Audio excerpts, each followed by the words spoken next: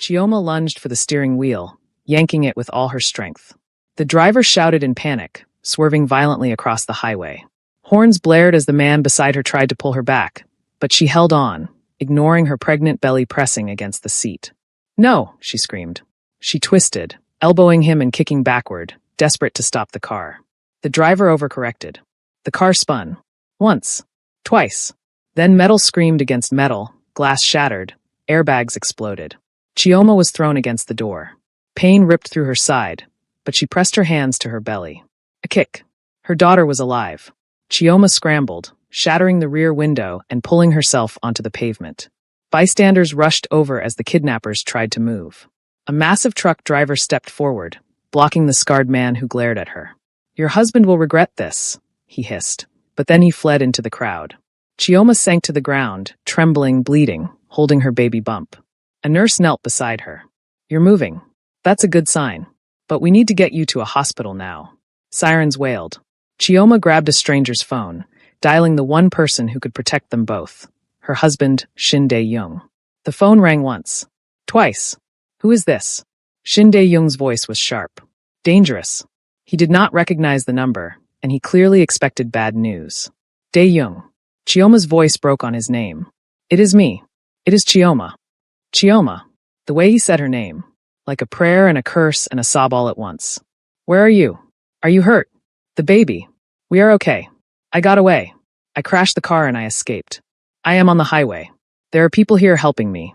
The police and ambulances are coming." She heard him take a breath. Heard the tremor in it. Heard what sounded like a car door slamming. "Tell me exactly where you are. Right now. Do not leave out any details." Chioma asked the businessman, who gave her the highway name, the direction they were traveling, and the nearest exit number. She repeated everything to Shin Dae-young as clearly as she could. "I am getting in the car right now. I will be there in 15 minutes.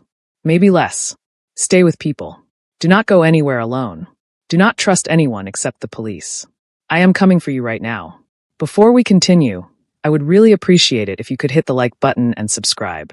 Please drop a comment and let me know where you are watching from, because this story is about to take some unexpected turns. If you have not watched part 1 and part 2, please go back and watch them first so you will understand how we got here. The links to them are pinned in the comments. Thank you very much for being here. Now, let us dive right back into the story. Dae-young, they said. Whatever they said does not matter. The only thing that matters is that you are alive. That our daughter is alive. Everything else is just details we will handle later. Chioma could hear an engine roaring to life in the background. He was already driving. Probably too fast. "Be careful," she said. "Please do not crash trying to get to me. I will see you in less than 15 minutes. I love you more than anything in this world. I love you too." The call ended. Chioma sat on the highway pavement surrounded by strangers who had become her protectors. The nurse was gently cleaning the cuts on her arms with supplies from a first aid kit someone had produced. The businessman was standing guard beside her. The truck driver was still watching the gray-haired man in the wrecked car. 3 police cars arrived first, followed by 2 ambulances. Officers jumped out and immediately began securing the scene and interviewing witnesses. A paramedic ran straight to Chioma. "Ma'am, we need to get you to the hospital right now. You are pregnant, and you were just in a serious accident. My husband is coming. He is almost here. Can I wait for him?" The paramedic glanced at his partner, who was checking Chioma's blood pressure. "We really should not delay. Please. Just a few minutes." He was so afraid. "He needs to see that I am okay." Something in Chioma's voice or her expression must have convinced them, because the paramedic nodded. 5 minutes. Then we have to go whether he is here or not. I am sorry, but your health and your baby's health have to be the priority. I understand. Thank you. A police officer approached. He was young, maybe late 20s, with kind eyes. "Ma'am, can you tell me what happened? The witnesses are saying you were kidnapped." "Yes. I was in a hospital parking lot. I was visiting my husband's father. Someone grabbed me from behind. They put something over my face. A cloth with chemicals on it. I passed out. When I woke up, I was in that car." She pointed to the wreck. 3 men. All Korean. They were taking me somewhere. I do not know where. So I fought back. I grabbed the steering wheel and forced us to crash. The officer was writing everything down. "Do you know who they were? Why they took you?" "My husband's family. His uncle. There is a power struggle in the family business. He wanted to use me as leverage." The officer's pen stopped moving. He looked up at her. Your husband is Shin Dae-young? Yes. The officer's expression changed. He exchanged a glance with his partner. Everyone in law enforcement knew that name, knew what family it belonged to, knew what it meant. That explains a lot, the officer said quietly. We will need a full statement from you at the hospital. But for now, just focus on getting medical attention. We have the man from the car in custody. He is injured but alive. He will be questioned. Thank you. And then Chioma saw him. A black car was weaving through the stopped traffic, driving on the shoulder of the highway to get around all the vehicles. It screeched to a stop just outside the police perimeter. The door flew open before the car had even fully stopped moving. Shin Dae-young got out and ran toward her like his life depended on it. A police officer tried to stop him. Sir, this is an active crime scene. You cannot. That is my wife, Shin Dae-young said. His voice was raw and desperate. He did not slow down. The officer looked at Chioma. She nodded. He stepped aside. Shin Dae-young reached her and dropped to his knees on the pavement beside where she sat. His hands were shaking as they cupped her face. His eyes were red. He had been crying. Shin Dae-young, who never cried, who was always controlled and calm, had tears streaming down his face. You are bleeding, he said. His thumb brushed over a cut on her forehead that she had not even known was there. It is just a scratch. You are hurt. There is blood on your clothes. Most of it is from the airbag. I am okay. You were in a car crash. You are 7 months pregnant. You are not okay. I am alive, Chioma said. She placed her hands over his, holding them against her face. We are both alive. That is what matters. He pulled her against him then, so tightly that she could barely breathe. His whole body was shaking. She realized he was still crying, silent tears soaking into her hair. I thought I lost you, he whispered against the top of her head. When they called me, when that voice told me they had you, that they had taken you. I have never been so afraid in my entire life. Not when I was stabbed. Not when I was shot at. Never. Nothing has ever scared me like the thought of losing you. I am here, Chioma said into his chest. They did not win. I fought back. He pulled away just enough to look at her. His hands moved to her stomach, pressing gently. The baby. She is okay. She is moving, kicking, fighting just like her mother. Shin Dae-young let out a sound that was half laugh, half sob. He pressed his forehead against Chioma's, closing his eyes. You crashed the car. While you were inside it. It was the only option I had. You could have been killed. But I was not. I am right here. The paramedic cleared his throat. Sir, we really need to take her to the hospital now. She needs a full examination. The baby needs to be monitored. Shin Dae-young nodded without taking his eyes off Chioma. I am coming with her. Of course. They helped Chioma onto a stretcher and loaded her into the ambulance. Shin Dae-young climbed in beside her and immediately took her hand, lacing their fingers together. He had not let go of her since he had arrived. Like he was afraid she would disappear if he did. Park appeared at the ambulance door just before they closed it. Boss, I will follow in the car. Your brother is already at the hospital. Your father wants to see you as soon as possible. Shin Dae-young nodded. His jaw was tight. Did you find them? The two who got away. Not yet. But we have people looking. They will not get far. When you find them, bring them to the estate. Alive. My uncle is going to answer for what he did today. And he is going to do it in front of the entire family. Park's expression was cold. It will be my pleasure, boss. The ambulance doors closed. The vehicle started moving, sirens wailing. Chioma lay back on the stretcher, exhaustion finally catching up with her. Every part of her body hurt. Her hands were cut and bruised. Her ribs ached. Her head was pounding. But she was alive. Her baby was alive. And Shin Dae-young was beside her, holding her hand like it was the only thing anchoring him to reality. What happens now? Chioma asked quietly. Shin Dae-young's thumb traced circles on the back of her hand. It was a gesture he did when he was thinking, when he was trying to stay calm. Now we make sure you and the baby are completely okay. That is the only thing I care about right now. Everything else can wait. And after that, his expression darkened.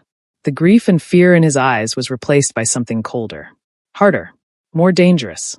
After that, my uncle learns what happens when you threaten my family. He crossed a line today, a line that cannot be uncrossed. And there will be consequences. What kind of consequences? The permanent kind. Before Chioma could ask what he meant, they arrived at the hospital. The ambulance doors flew open, and suddenly there were doctors and nurses everywhere. They transferred Chioma to a hospital bed and wheeled her quickly through the corridors toward the maternity ward. Shin Dae-young walked beside the bed, still holding her hand, not letting go for even a second.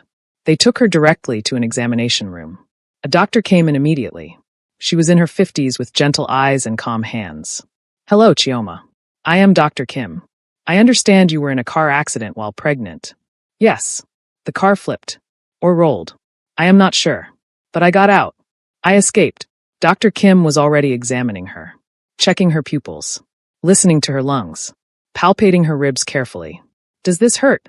Yes. Scale of 1 to 10? Maybe a 6? It hurts, but I can breathe okay. Good. We're going to do an ultrasound right now to check on the baby. Then we will do x-rays of your ribs to make sure nothing is broken. And we will clean and bandage all these cuts. They brought in the ultrasound machine. Chioma lay back and lifted her shirt. The cold gel on her stomach made her flinch.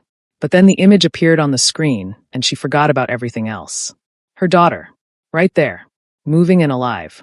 Perfect. Dr. Kim moved the wand around, checking different angles, measuring different things. She was quiet and focused. Chioma watched her face for any sign of concern, any indication that something was wrong. Finally, Dr. Kim smiled. Your daughter is completely fine. Strong heartbeat. Good movement. No signs of distress. You were very lucky. The relief was so powerful that Chioma started crying. Not from pain or fear this time. Just pure, overwhelming relief. Shin Dae-young leaned down and kissed her forehead. His hand was shaking where it rested on her shoulder. She is okay. Our daughter is okay. She is a fighter, Dr. Kim said. Just like her mother, from what I understand. Now let us take care of you. They cleaned and bandaged all of Chioma's cuts.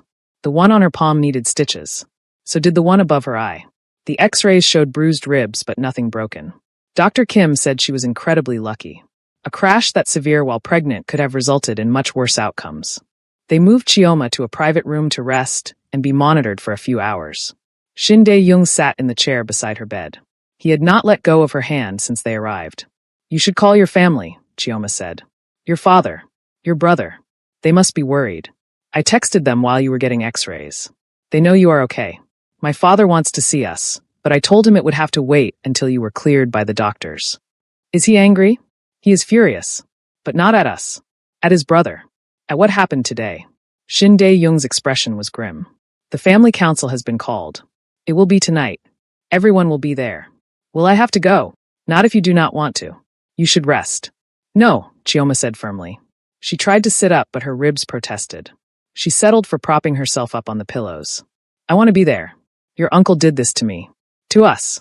He needs to see that it failed. He needs to see that I am not broken or afraid. Chioma, I am coming to that meeting. You can argue with me all you want, but it will not change my mind. Shin Dae-young looked at her for a long moment. Then he shook his head with something that might have been a smile if the situation had not been so serious. You are terrifying when you are determined. Has anyone ever told you that? You might have mentioned it once or twice.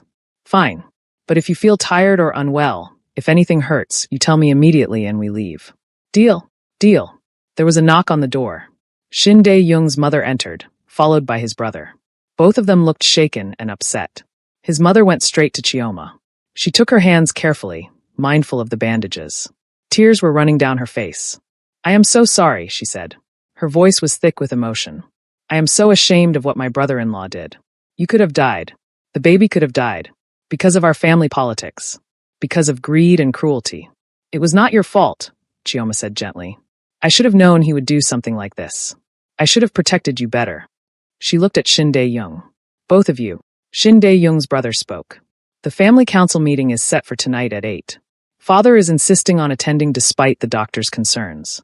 He says this is his responsibility. That he needs to be there when justice is served. What about the uncle? Shin Dae-young asked. Has he been found? Park's people tracked him to a safe house on the edge of the city. He does not know yet that Chioma escaped. He thinks his plan is still working. Good.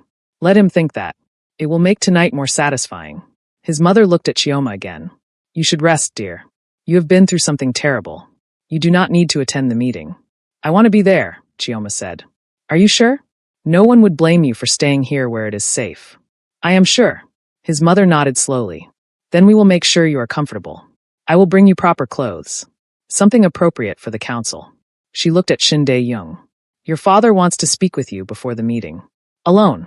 Shin Dae-young looked at Chioma. She nodded. Go. I will be fine here. Your mother and brother will stay with me. He hesitated, clearly reluctant to leave her even for a moment. But finally he stood. He leaned down and kissed her forehead. I will be back in 30 minutes. I will be here. After Shin Dae-young left, his mother sat in the chair he had vacated. She still looked shaken. Can I ask you something? Of course. When you were in that car, when those men had you, were you afraid? Chioma thought about it. Yes. I was terrified, but I was also angry. And I knew that if I did not fight back, I might never see my husband or my daughter again. So I fought. His mother smiled through her tears. You are stronger than I ever was. When I was young, I let people make decisions for me. I let fear control me. But you fight back. You do not let anyone make you a victim. She reached out and touched Chioma's hand gently. My son is very lucky to have you. I am lucky to have him too. They sat in comfortable silence for a while. His brother made phone calls in the corner, coordinating security for the evening's meeting. His mother told Chioma stories about Shin Dae-young as a child. Happy memories from before the family business had taken over their lives. 30 minutes later, Shin Dae-young returned. His expression was hard to read, but there was something resolved in his eyes. Like he had made a decision and there was no going back. How is your father? Chioma asked. Dying, but determined. He wants to be at the meeting tonight. The doctors tried to talk him out of it, but he refused to listen. Shin Dae-young sat back down beside Chioma. He told me some things. About the family. About what he wants to happen tonight. About what happens after he is gone. What did he say? That sometimes the only way to end a war is with overwhelming force. That mercy to the wicked is cruelty to the innocent. Shin Dae-young looked at her. He gave me his blessing to do what needs to be done. Chioma understood what he was not saying. Tonight was going to change everything. Several hours later, after the doctors had cleared Chioma to leave with strict instructions to return immediately if she felt any pain or discomfort, they got ready for the family council meeting. Shin Dae-young's mother had brought a traditional Korean dress for Chioma. It was deep red silk, the color of blood and power. The dress had been altered to accommodate her pregnant belly. When Chioma looked at herself in the mirror, she barely recognized the woman staring back. She looked like she belonged in this world of power and danger. They drove to the family estate in a convoy of 3 cars. Security was everywhere. Armed guards at every turn. This was not just a family meeting. This was a trial. The estate was even more impressive than Chioma had imagined. A massive compound with traditional Korean architecture mixed with modern security systems. High walls. Multiple buildings. Gardens that probably looked beautiful in daylight, but now just looked dark and foreboding. They were led to the main hall. It was enormous. Traditional wood floors and sliding paper doors mixed with modern lighting and sound systems. Rows of cushioned seats were arranged in a semicircle facing a raised platform at the front of the room. The hall was already full. Easily 100 people. Maybe more. All dressed formally. All turning to watch as Chioma and Shin Dae-young entered. Chioma walked beside her husband with her head held high. She could feel every eye on her. Could hear the whispers. The pregnant woman who was kidnapped this morning. The one who fought back and crashed the car. The one who escaped. She was already becoming a legend in this world. They took their seats at the front of the hall. The seats of honor and power. Shin Dae-young's mother sat on one side of Chioma. His brother sat on the other side of Shin Dae-young. Park and several other trusted men stood behind them, hands resting near concealed weapons. The room gradually fell silent as more people arrived and took their seats. Family heads from all over the country. Business associates. Advisors. All the most powerful people in the organization. And then the doors opened and Shin Dae-young's father was wheeled into the room. He looked like death itself. His skin was paper-thin and gray. His breathing was labored even with the oxygen tank beside his wheelchair. His clothes hung off his shrinking frame. But his eyes were still sharp and clear and blazing with fury. The room went absolutely silent. A young man pushed the wheelchair to the front of the room, positioning it on the raised platform where everyone could see. Shin Dae-young's father looked out at the assembled crowd. When he spoke, his voice was weak, but somehow it still carried to every corner of the hall. Thank you all for coming on such short notice. We are here tonight to address a crime that cannot be ignored. A crime that violates the most sacred rules of this family. Murmurs rippled through the crowd. My brother, he continued, kidnapped my son's wife. My pregnant daughter-in-law. He drugged her. He threw her in a car with armed men. He planned to use her and my unborn grandchild as bargaining chips in his pathetic quest for power. The murmurs grew louder. Shock and anger mixed together. Where is he? Someone called out from the back. Where is your brother now? He will be here, Shin Dae-young's father said. He does not know yet that his plan failed. That Chioma crashed the car and escaped. That she fought off 3 armed men while 7 months pregnant and saved herself. He thinks he still has leverage. He is about to learn otherwise. As if on cue, the doors opened again. Shin Dae-young's uncle walked in. He was smiling, confident. He walked straight down the center aisle toward the front of the room like he owned the place. Like he had already won. Brother, he said to Shin Dae-young's father. I assume my nephew has finally come to his senses and is ready to. He stopped. He had finally looked at the seats of honor. He had seen Chioma, sitting there beside Shin Dae-young. Alive. Free. Unharmed except for some bandages. The color drained from his face. No, he whispered. That is not possible. How did you think my wife was helpless? Shin Dae-young stood. His voice was cold and controlled and more dangerous than any shouting could have been. Did you think she would sit quietly while your men drove her to whatever hell you had planned for her? The men I hired were professionals. They were supposed to. Your professionals are in custody, Park said from his position behind Shin Dae-young. 2 of them are in the hospital. 1 is in a police cell. They are currently being questioned. I am sure they will have many interesting things to say about who hired them and why. The uncle's confidence crumbled completely. He looked around the room at all the faces watching him. Some looked shocked. Others looked disgusted. None looked sympathetic. This was a misunderstanding, he said. His voice had lost its power. I never meant for anyone to get hurt. I was just trying to. You drugged a pregnant woman, Shin Dae-young's mother said. She had stood up as well. Her voice was shaking with rage. You put my grandchild in danger. You violated every code of honor this family has ever had. There is no misunderstanding here. There is only crime and consequence. Shin Dae-young's father spoke again. I call for a vote. All those in favor of stripping my brother of his position, his title, his assets, and all family privileges, raise your hands. Hands went up. One by one. Dozens of them. Then more. Soon every single person in the hall had their hand raised. Not one person voted against it. The uncle looked around in disbelief and growing panic. You are all making a mistake. My nephew has been gone for years. He married a foreigner. He knows nothing about running this family. I am the only one with the experience and the strength. You are weak, one of the family heads said. She was an older woman with steel-gray hair and eyes like flint. Truly strong leaders do not need to kidnap pregnant women to achieve their goals. You are a coward, and you disgrace this family by even being in this room. This is not over, the uncle said. He was backing toward the door now. This is not. You are right, Shin Dae-young said. He had not raised his voice once during this entire confrontation. But now he took a step forward, and the uncle actually flinched. This is not over. Because you do not just get to walk away from what you did. Guards restrain him. 4 men appeared from the sides of the room. They grabbed the uncle by his arms before he could react. He struggled and shouted, but it was useless. What are you doing? The uncle demanded. You cannot do this. The council has already voted. I have been banished. That is the end of it. Banishment would be merciful, Shin Dae-young's father said. But mercy to you would be cruelty to every person you would hurt in the future. You tried to kill me. You kidnapped a pregnant woman. You have shown no remorse. No understanding of the severity of your crimes. So we are implementing a different consequence. What consequence? Shin Dae-young answered. You are going to prison. Real prison. Not a comfortable exile where you can plot your revenge. We have evidence of your crimes. The men you hired are testifying against you. The police have been contacted. You will face actual justice. The uncle's eyes went wide with terror. No, you cannot. If I go to prison, I will expose everything. The family businesses. The illegal operations. I will bring us all down. The family has already cleaned up its operations, Shin Dae-young's brother said. Over the past 6 months, we have been systematically moving away from illegal activities. By the time your trial happens, there will be nothing for you to expose except your own crimes. The uncle was dragged toward the door. He was screaming now, making threats, making promises of revenge. But no one was listening. The guards took him away, and the doors closed behind them. The hall was silent for a long moment. Then Shin Dae-young's father spoke one more time. My son, Shin Dae-young, step forward. Shin Dae-young walked to where his father sat in the wheelchair. He knelt beside him so they were at eye level. His father placed a trembling hand on his head. I name you the head of this family. Not because you are my son. Not because of blood or tradition.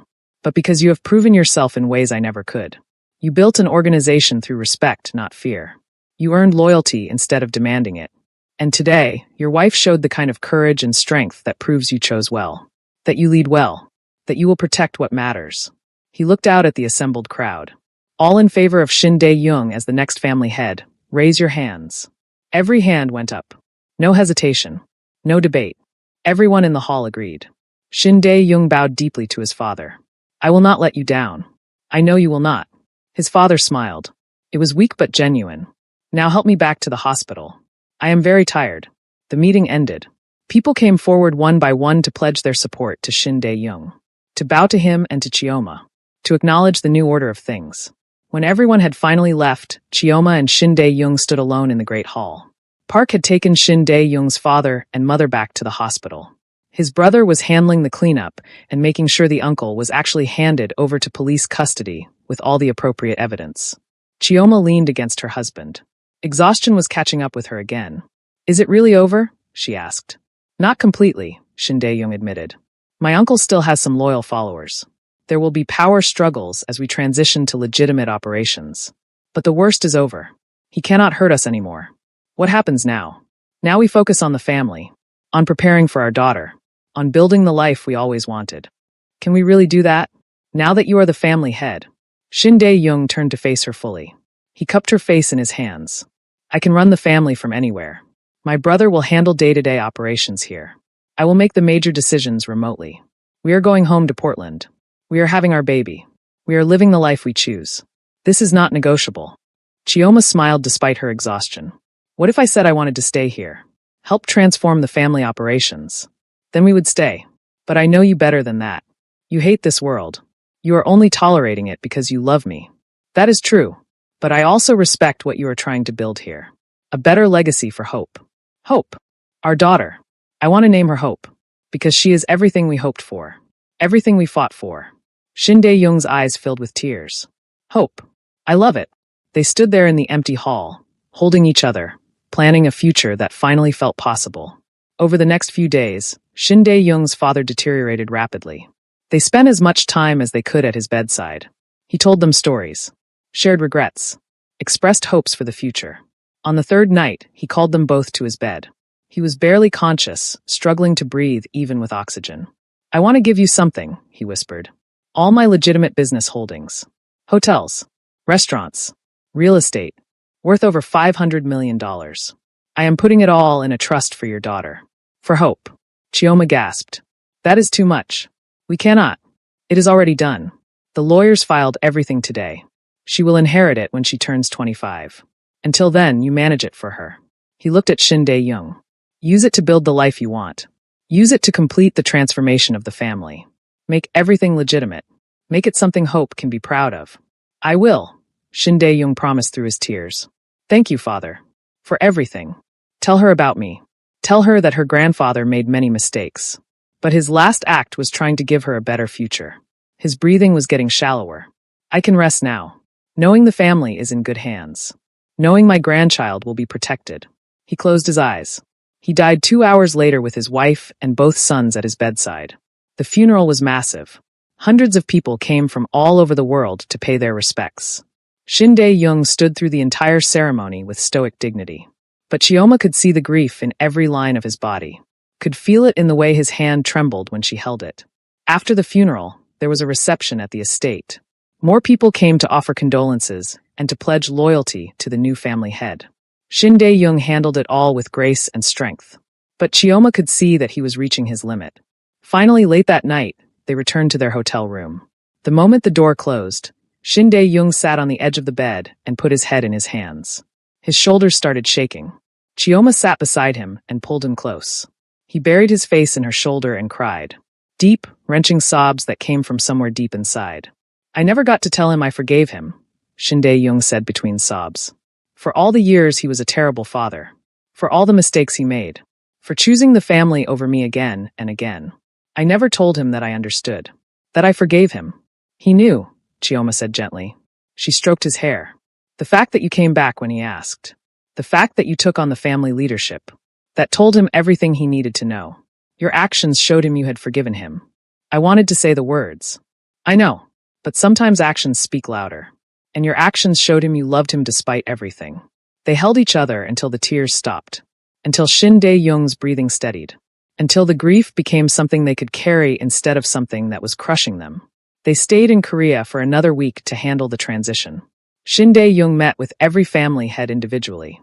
He laid out his vision for the future. Gradual move to legitimate business. End of violence as a primary tool. Building something sustainable. Some were skeptical. Others were excited. But all of them agreed to give him a chance. Finally, they boarded a plane back to Portland. Chioma was 8 months pregnant by then. The doctor had cleared her to fly, but said this would be her last trip until after the baby was born. She was relieved. She wanted to be home. She wanted to sleep in her own bed. She wanted to prepare for hope in the nursery they had built together. When they landed in Portland and drove to their house, Chioma started crying the moment she saw it. The same garden, the same front door, the same quiet neighborhood where no one knew who they were or what they had survived. "We are home," Shin Dae-young said. He took her hand. Really home. Finally, they spent the next weeks preparing, finishing the nursery, going to doctor appointments, taking birthing classes. For the first time in months, life felt almost normal. But reality had a way of intruding. One afternoon, Chioma was alone in the kitchen making lunch when her phone rang. Unknown number. She almost did not answer, but something made her pick up. "Hello. Hello, Chioma." The voice was familiar. Cold. Shin Dae-young's uncle. Her blood went cold. "How did you get this number? I have friends everywhere. Even in prison. I just wanted to call and congratulate you. You won. You and my nephew. You got everything. What do you want?"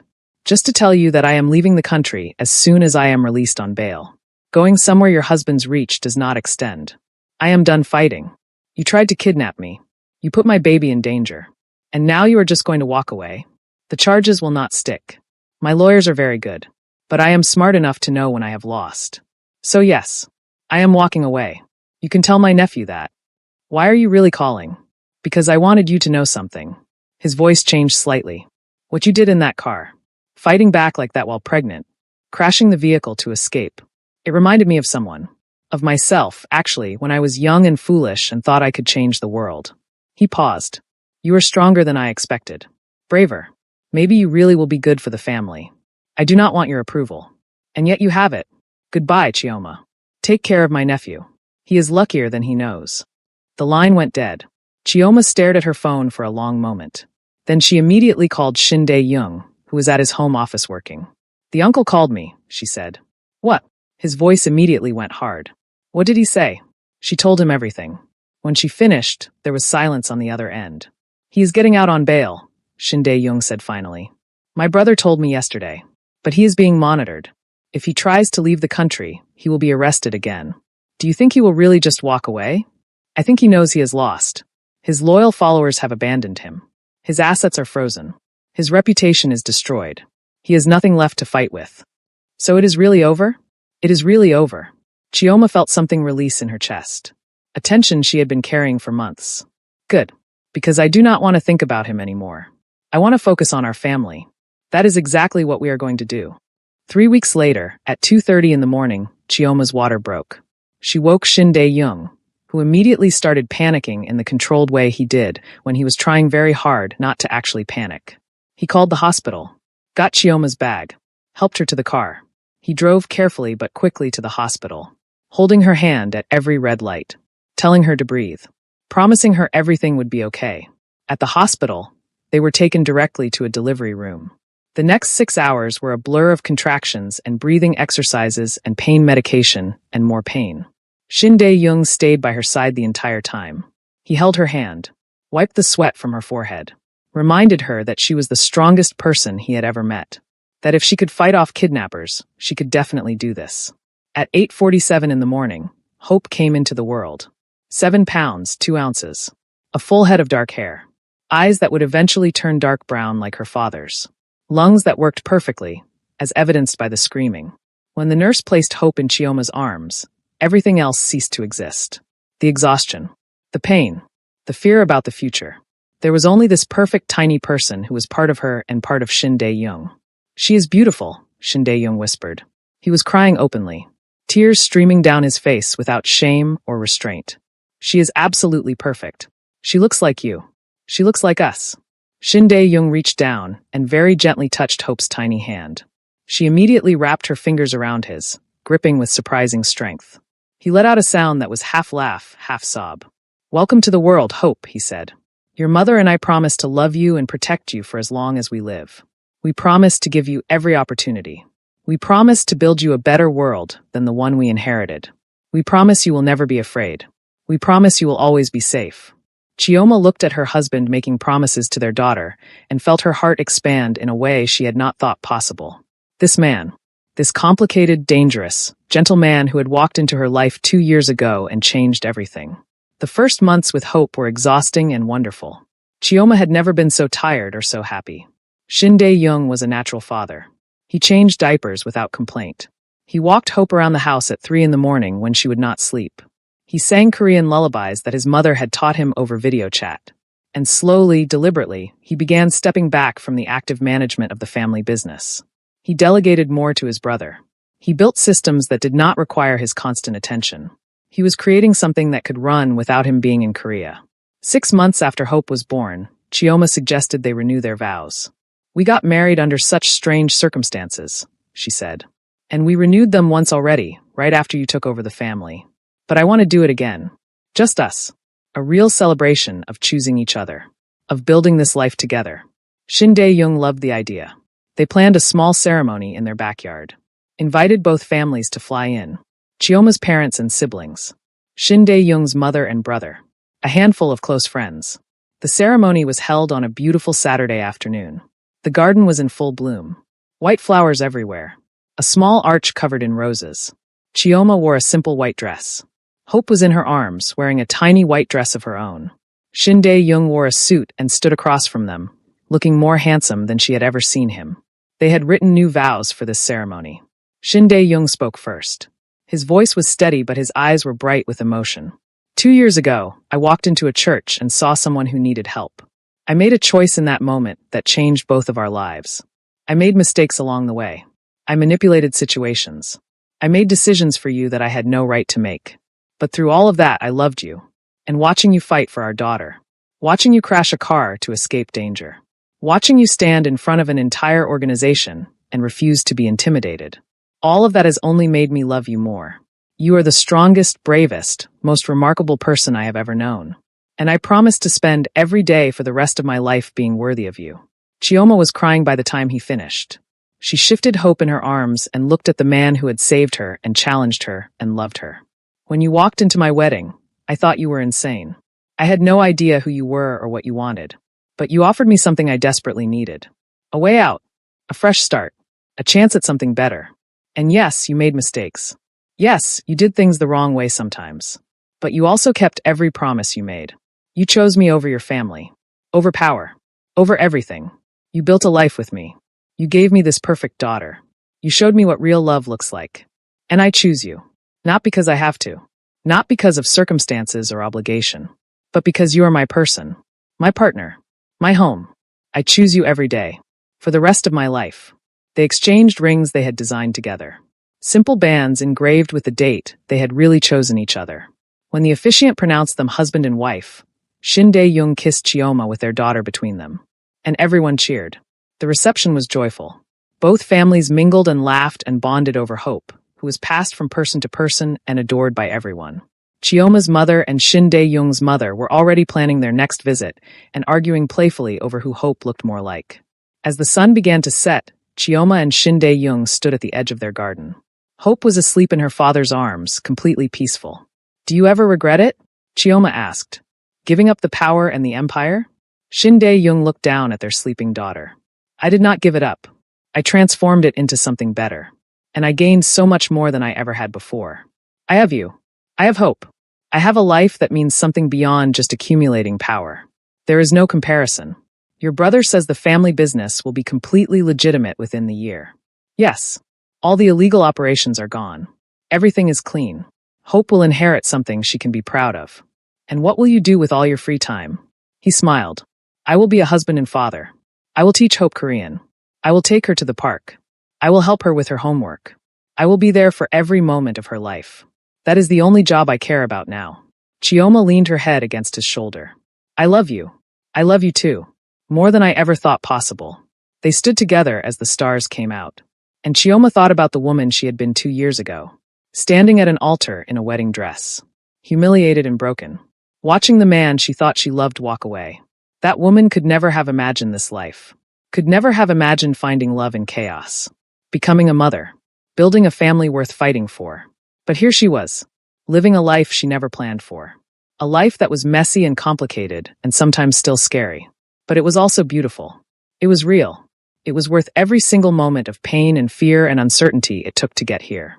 And as she stood there with her husband and her daughter under the stars, Chioma knew with absolute certainty that she would not change a single thing. Not the humiliation at the altar. Not the manipulation. Not the kidnapping or the crash or any of it. Because all of it had led her here. To this moment. To this family. To this love. And that made everything worth it. Thank you so much for staying with Chioma and Shin Dae-young through all 3 parts of this story. From the moment Trevor humiliated her at the altar to the moment Shin Dae-young walked in and changed everything. From the revelations and betrayals to fighting off kidnappers while pregnant. From family councils and funerals to finally finding peace and building the family they always wanted. What moment hit you the hardest? Was it when Chioma crashed the car to escape? When Shin Dae-young broke down seeing her safe? The family council confrontation? The uncle's final phone call? The birth of hope? The vow renewal? Comment below and let me know which part was your favorite. Tell me what you would have done differently if you were in their situation. Did Shin Dae-young make the right choices? Did Chioma deserve her happy ending? If you love this story, hit that like button and subscribe for more stories like this one. Share this with anyone who loves romance, danger, and characters who fight for their happiness. Thank you for being here. Thank you for watching all the way to the end. And I will see you in the next one.